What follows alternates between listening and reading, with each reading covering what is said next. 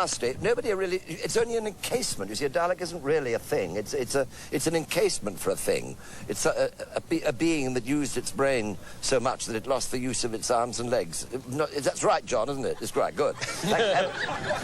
And anyway, one day we took the top off and we showed the world what a Dalek looked like, and half the world threw up. It was made with, I think, with squeegee, which is it's a washing up liquid, a lot of spaghetti, and a glass eyeball. I think it was something like that. Didn't look very pretty. Thank you for that insight. Well, I thought you'd like to know about it.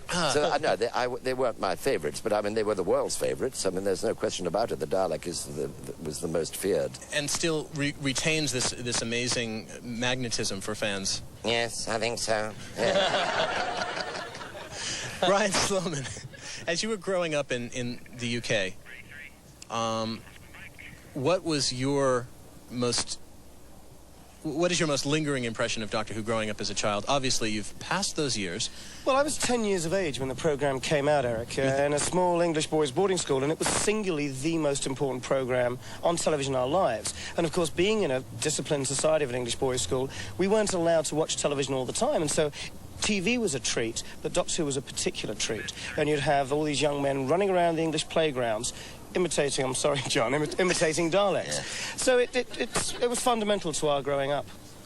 Asked as you appear around the country to do many things for PBS stations in terms of eliciting membership and helping people to understand the importance of membership. What are your thoughts in terms of Doctor Who and this very important program, and why people should really dig into their pockets, as Brian has said, to become members?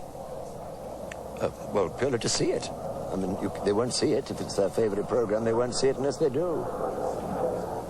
Being strafed.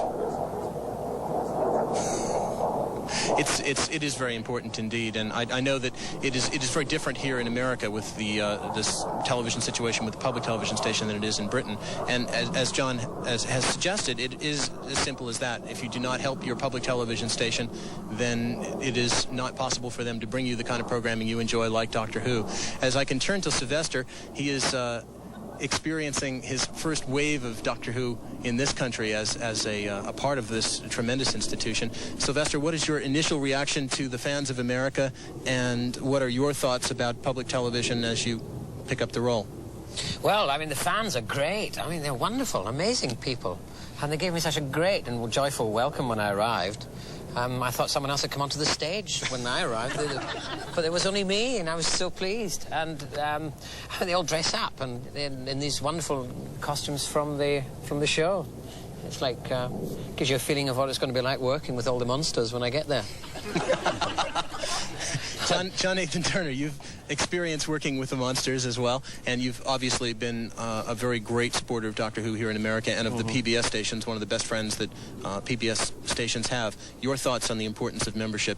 Well, I mean, in this country it's absolutely vital, and I think that the Doctor Who fans in particular, or science fiction fans in particular, are particularly excellent at digging deep in their pockets, and I don't see any reason why they should stop. I know they won't stop, because it is with their continued support that we are able to make the programme back home.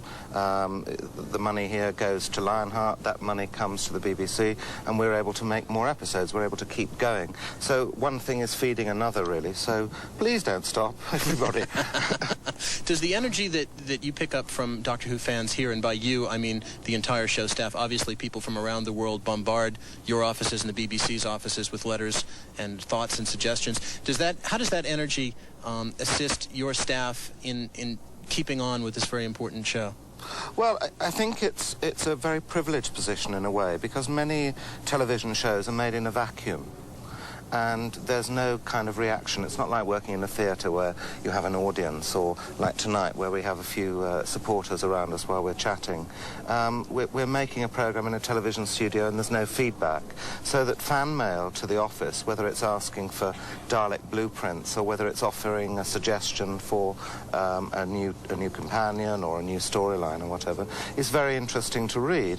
Now, obviously, we can't take all of those on board remotely, but every now and then there is a germ of an idea that we can use. So I think that letters, much as I often curse them by their sheer volume, I think we're in a privileged position to receive so many. As the producer of the show and the producer's vision, the newer episodes of Doctor Who progressing in the great tradition of Doctor Who.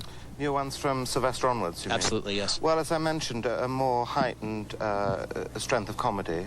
We're entering a new era, and to back that up, we're having a new logo, we're having new music, we're having, well, a new arrangement of the old music.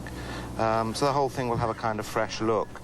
And I'm delighted that in the first story that we're doing, we've managed to secure the services of Kate O'Mara, who's been over here in Dynasty, playing Caress, Joan Collins' sister. And she's coming to play a villain that she's played before called the Rani, and that's in the very first story, which, along with Sylvester and Bonnie Langford, who's the marvellous new companion, I think we're in for a terrific new season. Great. Now, as you approach the role of Sylvester, and you begin your shooting for your first season, what goes through your mind? You're picking up... Yeah, I can relate to, yes.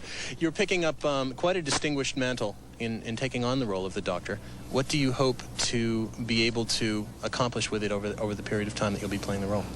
Well, I hope to have fun, keep it as wonderful as it was when the other 6 Doctors were doing it, and